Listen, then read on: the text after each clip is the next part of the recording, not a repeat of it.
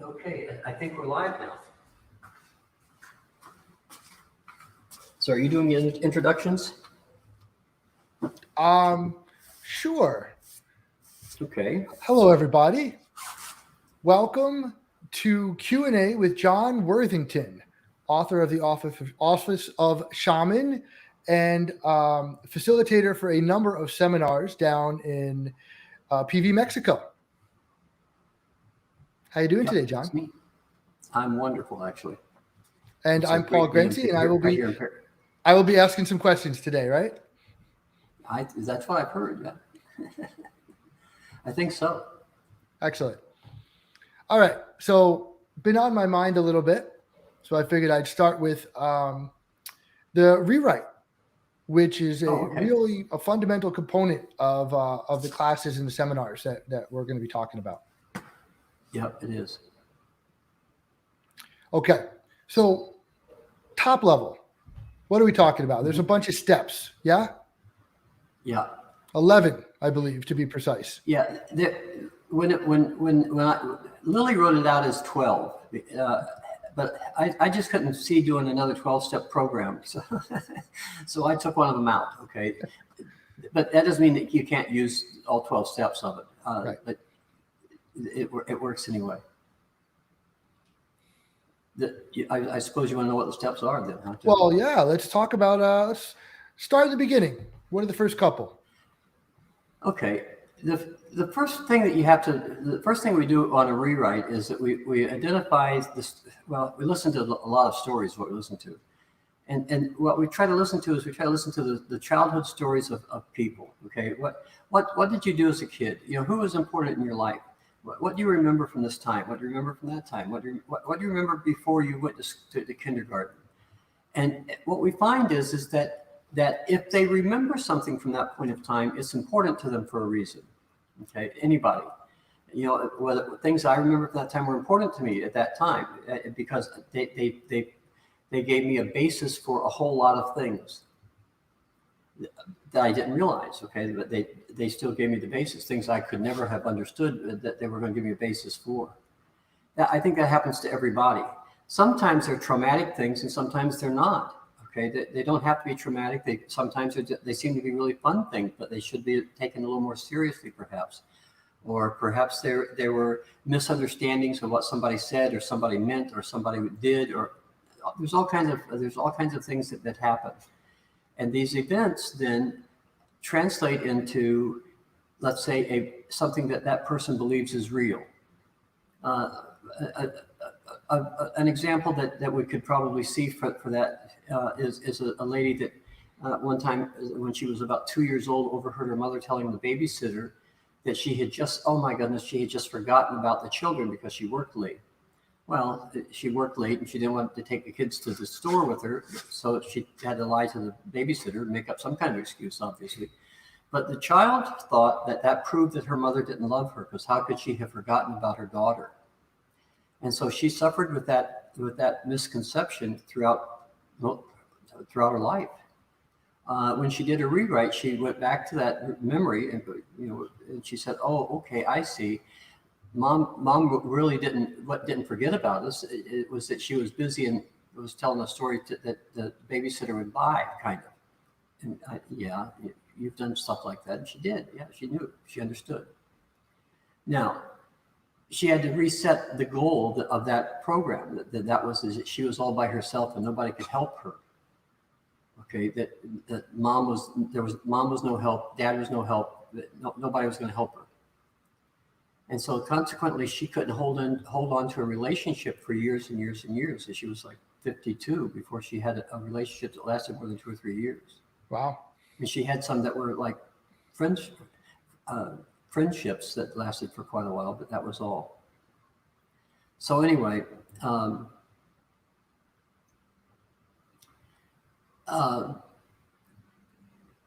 that's how we arrive at a goal. She had to set it, of course. She had to say, okay, the problem was that I didn't trust mom. And what was the problem? Why didn't you trust mom, and so forth? Well, when we finally got down to the story, then she had to reset that goal because it didn't work for her. She decided it didn't work. And so then we have to go on to the means, which is how do you bring the future into the present? Because that goal at the time wasn't something that she did. So that the goal that she was setting about getting along with other people or trusting other people to be on her side about things, I can't remember how she wrote it exactly, was she had to bring that into this present. And so that meant that she had to figure out a way to say that. All right, so wait, John, let me just expand this a little bit to make sure that people are following along. So she misinterpreted an event from her 3-year-old self, let's say. Yeah, she was about 2.5 apparently. Okay, and so she was barely speaking. Yeah. Right. So, but she could understand enough of what was going on, and right. What she did was this misunderstanding led to a goal for her that she was using again and again. How would you describe that goal for her? What it was fairly destructive though. Yeah, the goal was stated something like this. This is not how it plays out because I can only point at it, right? The wording is not the thing necessarily, but the program ran something like this: that she can't trust anybody, not even moms, okay, because nobody loves her really. And so she really suffered with the idea that nobody can possibly love her because even her mother didn't love her, didn't want her or anything else. Gotcha. So after going through this conversation with you, and she realized that, I can look back on that memory and recognize that there was a whole lot going on there that I didn't pick up on the first time. Well, I mean, how in the world is a 2-year-old or even a 3-year-old? Right. How are they going to understand mom having to work late at the office? I mean, come on. Right, of course. What's late at the office? You didn't pick me up. That's the thing. You forgot about where I am, and right. That's what kids do. Yeah. Okay, I'm with. Okay. Well, the next thing that we use is we use a charisma. Now you got to understand that when we're little kids, like even before we can talk, I have a grandchild now named Leah. I think she's a little more than 3 months old right now at this moment. And she's learning things to do with her hands. Okay. It's like she's learning to take her hands and grab something. Okay. Like a bottle, right? Yeah. And she doesn't really have that down yet quite, because she's still kind of clumsy with it, but you can see that she's constantly working at that. And because she can see an older brother and another older brother and an older sister all getting up and walking around and dancing and carrying on and playing football and field hockey and playing saxophone, all those kinds of things. She wants to do the same thing. She wants to be part of the fun, right? So she struggled to try to sit up or try to roll over or try to get herself up where she could see what's happening.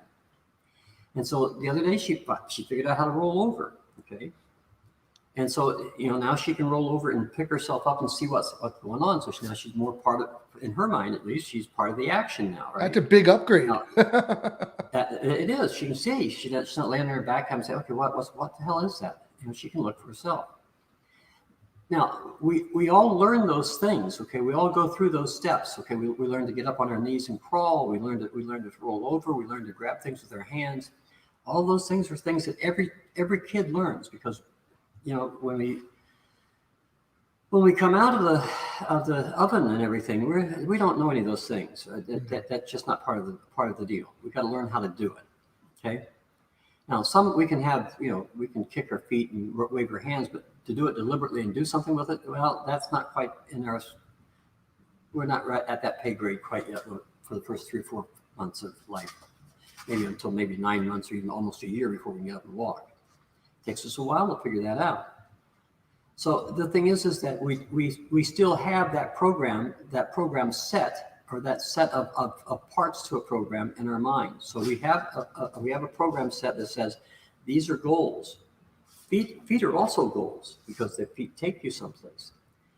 The wrists are the means. The elbow and the knees, the wrist and the ankles are means. The elbow and the knees are charisma. Okay, the attitude of approach for you to get to that thing that you're going to pick up. That's what a charisma is, an attitude of approach. So what is your attitude of approach to people? And like for this girl, she had to adjust that somewhat, right? She had to say, okay, well, I can't have the attitude of approach that nobody loves me or nobody can love me or nobody can't dare to love me or any of those things. I have to have the attitude of approach that I'm lovable. Well, my goodness, what a difference that thought is, huh? Yeah. And we go from the elbows to the waist, and so the hips, and that's where we find orientation types of programs. Okay, and so yeah, so she had to figure out how to orient herself toward being in a relationship instead of saying, okay, I can't be in a relationship. Okay? Right, because her previous goal dictated that her orientation was, I can't trust anybody, so I'm going to turn away from that. Exactly. That's it. I have to turn away from. I have to face away from them. That's exactly what was going on. And so then she had to eliminate some things. Okay, she had to eliminate some distrust, for instance. And then she had to assimilate the upper stomach. She had to assimilate some things, and part of the things she probably had to assimilate was trust of some variety. She didn't. I doubt she wrote that out as trust, but that's what she had to do. Right. And so but she did have to address her impulses, which are in the chest area, because boy, they were all strained. Okay, all of her impulses were like, oh, I can't really go there. I can't really do that. I can't really dare to open myself up. I can't really let anybody in that far. So her impulses seemed to be always to push people away. That wasn't because she was a bad girl or she didn't like to be around people. It was because she didn't think that people were going to trust her. That she didn't think they could love her, actually, that she was an unlovable person. So she had to change her impulses about that impulses that included that not only was she lovable, but she could love. Right. And boy, that was a big change for her too, that she could actually be in a relationship and love somebody without having to say, oh, I don't know whether is that really real? On and on and on. Well, then we could address what she really needed in a relationship. We could address what the possibilities were within a relationship that she saw, what the form of relationship would really be for her, and what would the substance of a relationship be with the ears. Now, those are the parts of a program. What I've left out was capacity. And yes, she did have the capacity to love and be loved. But that became obvious with the other steps. Okay, I mean that's the 11 steps right there. So that took. However, yeah, it took a while. I was just going to say that took her all the way through the whole process right there. It did. But the thing is that for her to actually go through all those steps, I think it took her around 6 months, 5 or 6 months to get all that done. It's a chore. It's work. But it was really worth it to her because, she's been in a relationship, I think, now for years. And it's like, she's happier than what she ever was. Yeah.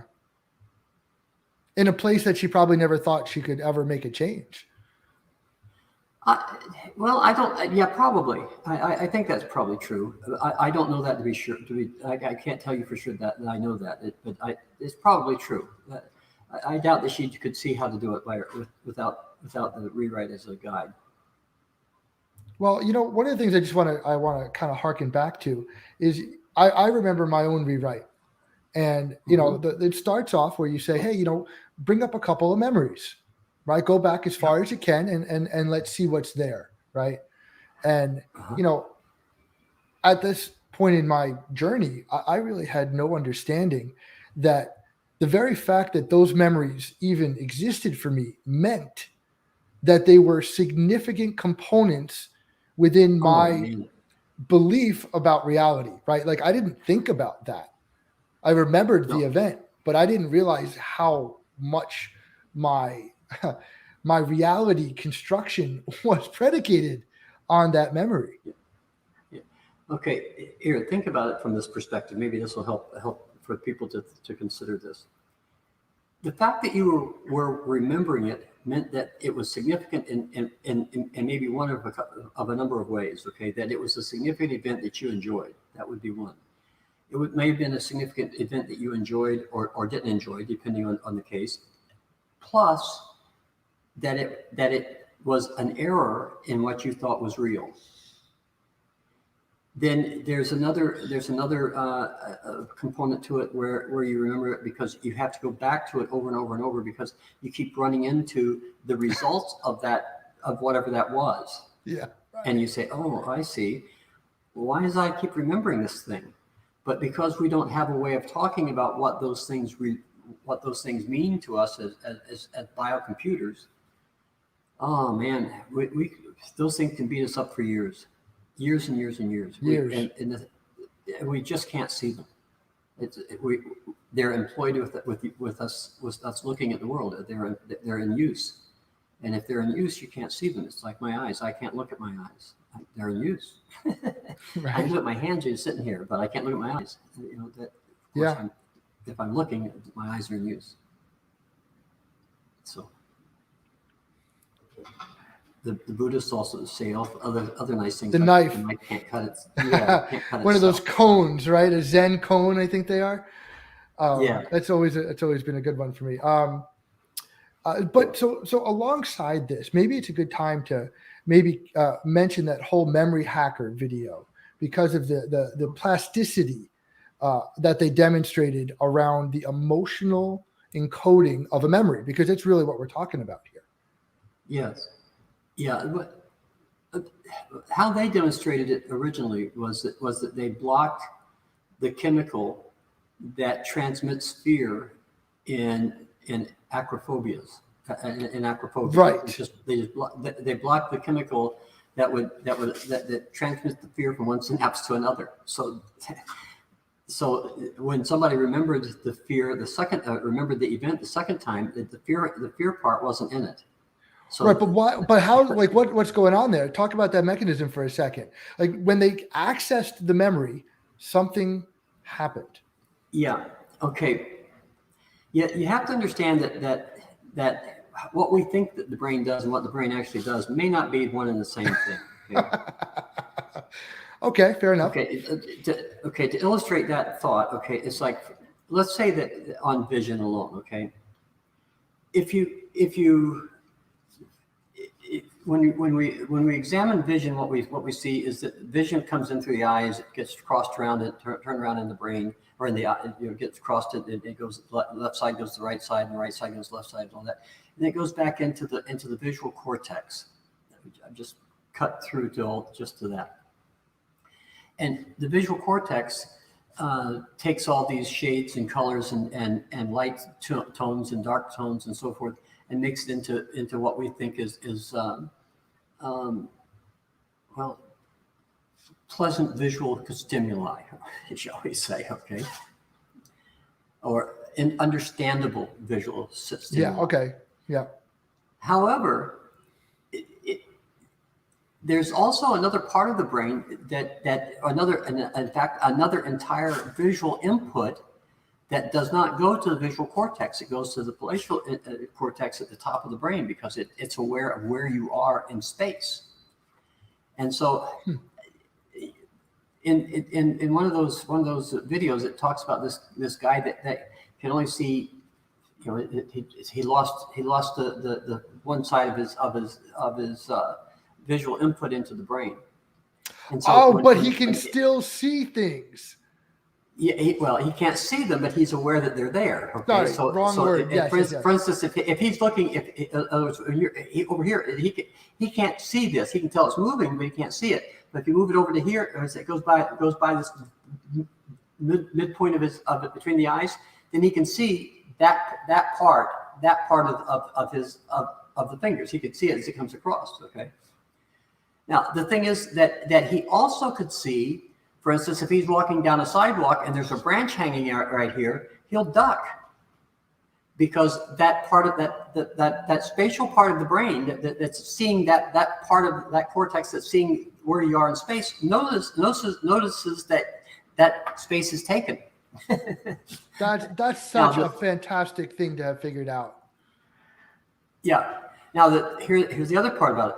That appears to be a very, very, very old part of the brain. It appears to be almost reptilian in terms of its evolutionary process. Wow. Is a reptilian brain? Is that a reptilian brain? I don't want to even think about those kinds of things.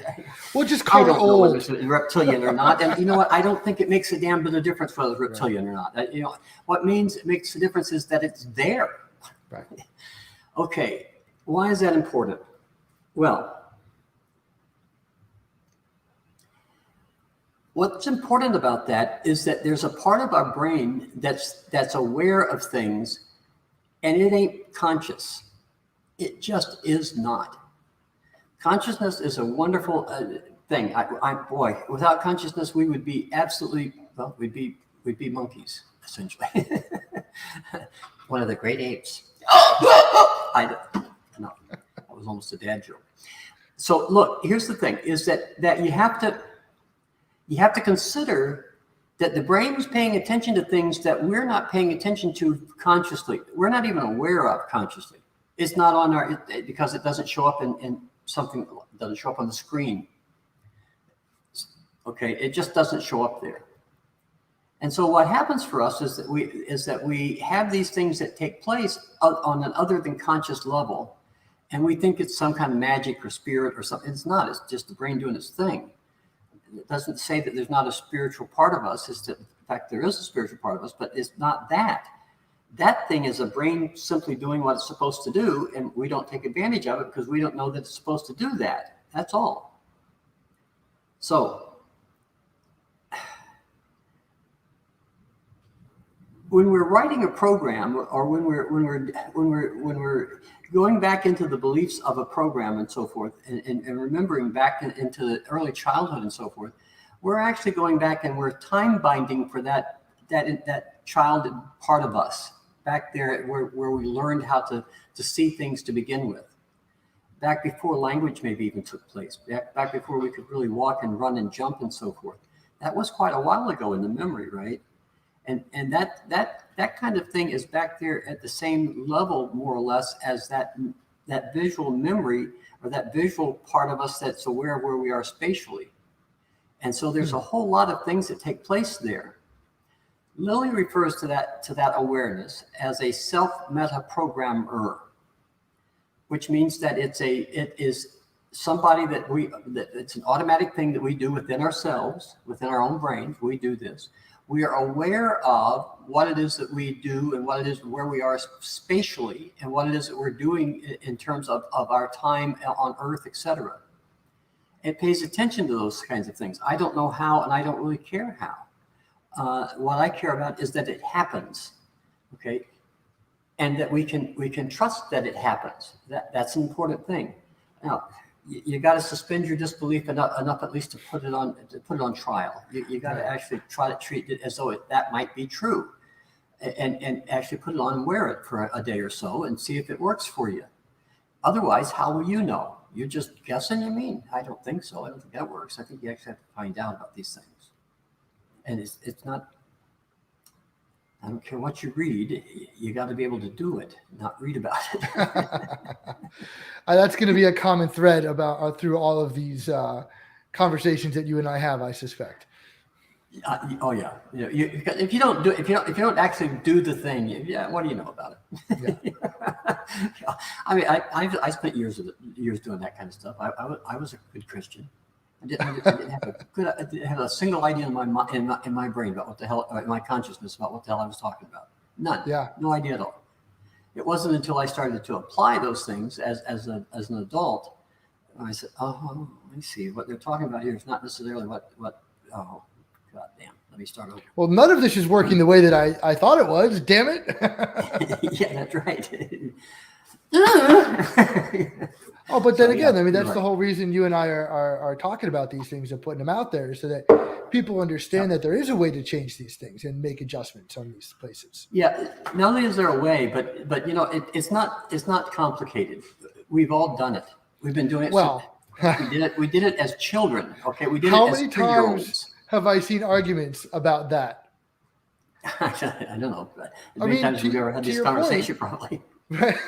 To your point, though, right? You're a child. You're 1.5 years old. You barely have any sort of vocalization capabilities. Walking is probably the biggest challenge on your plate, and yet here you are, forming all of these, mental structures, right? These beliefs in you that define your reality. It's not all of them. That's just one that. Right. It's like a pimple in thought. Okay, it's like you can't keep your fingers off of it. You keep it. Oh, what is that? It's one of those kinds of things, right? Okay. Yeah. Okay, and it's like you keep going back to it. You say, okay, what is that? Well, it's not really making you look good because that pimple's, if you pop that puppy, have the children stand back out of the way because it's going to hurt somebody. Okay, just That's a visual right there. yeah, there you go. Okay, all right. So I think we covered a whole bunch of decent parts of that rewrite. Yeah, Now, typically we didn't explain done, it. We just covered some parts. We covered some parts. Do we want to talk about anything more? I think people got to digest the parts, don't you? I do. Yeah. How about this though? What are the results Okay. of completing a rewrite? Like what do you think is a tangible result that somebody's going to be able to hang their hat on? I think there is. Yeah. Look, there's all kinds of results. Okay. But tangible is always part of it. Let me give you an example. Jerry Comiskey was in the World Trade Tower the day it fell. He was in the first one that fell. Wow. Jerry was the safety inspector for the Port Authority. That was his job. Wow. He was the one that went out to the George Washington Bridge when somebody jumped off of it. He was the one that went to the airport when there was an accident. He was the one. And so as a safety inspector, he had signed off on the World Trade Center. And so they got a call that the plane flew into it. And so he and 5 of his compadres went down the elevator all together to go to the Trade Center at 8:30 in the morning. At 9 o'clock, he and another guy were the only 2 that were alive. That day, Jerry lost 17 of his people. Wow. Yep. He went through 7 or 8 years, I can't remember exactly how many, of therapy, looking for why it was that he lived and the rest of them didn't. And so in his rewrite, he came to the place where he said, it's so I can tell my kids. This can't ever happen again.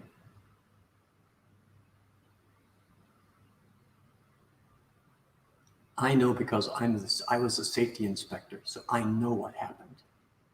Wow.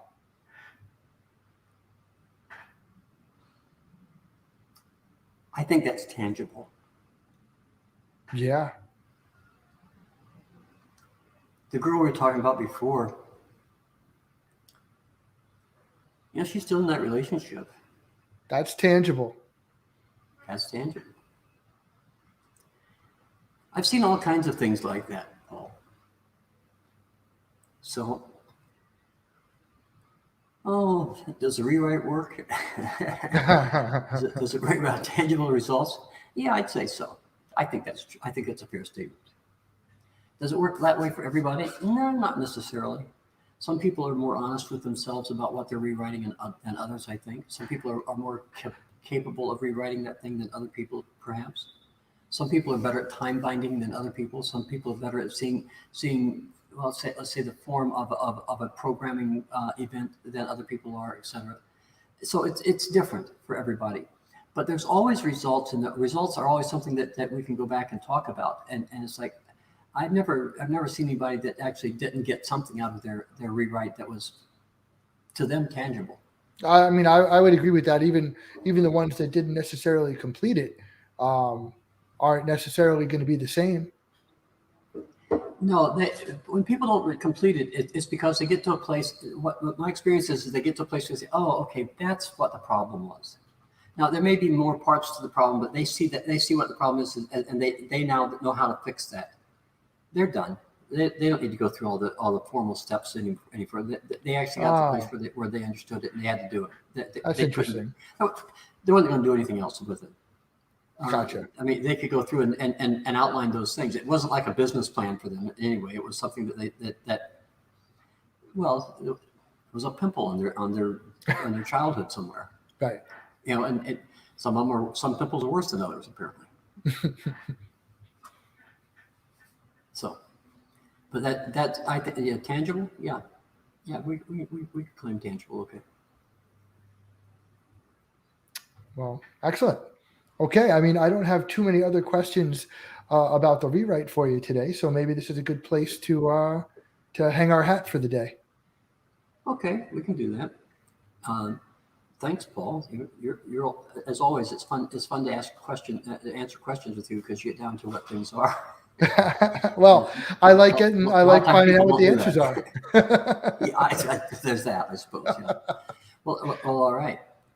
Okay, well, everybody have a good afternoon, and we'll see you all later. I have to go turn this off now. Okay, bye all. Nice seeing you. Thank you, John, for your time today, and we'll do it again soon. You're welcome. No doubt about it.